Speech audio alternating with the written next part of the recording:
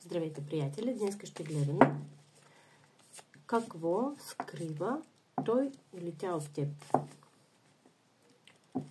Ще видим тайни,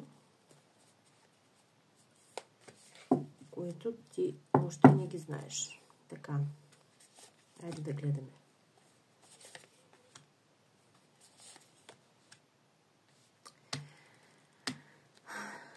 Така.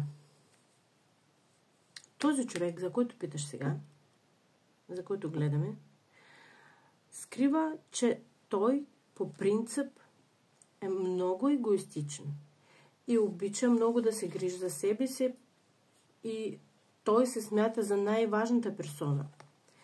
И той крие от теб, че той наистина се чувства хармонично, когато е сам. Той мисля, че по принцип на него нищо не му трябва повече, никой не му трябва. Той е такъв егоистичен човек, който не е свикнал да грижи за някой, освен себе си. Какво още?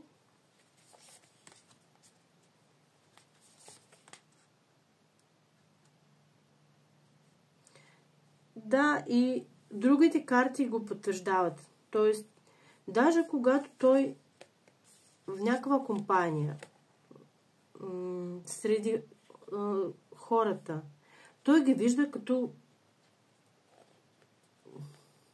Не вижда в тях своите приятели, да кажем. Колкото е да е близък с другите хора, с любимия си човек, може би даже с семейството си, той не ги чувства като близки.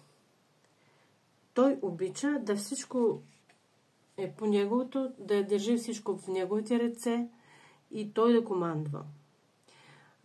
Не знам в какви сте отношения с този човек, но това трябва да знаеш, защото вероятно той крие тези неща, защото знае, че така няма да привлече другите хора, няма да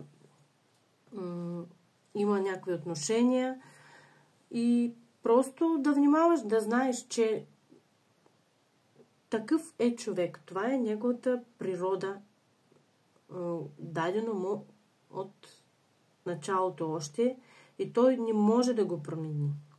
И явно, че и ти няма как да го промениш, така че просто да знаеш, да внимаваш.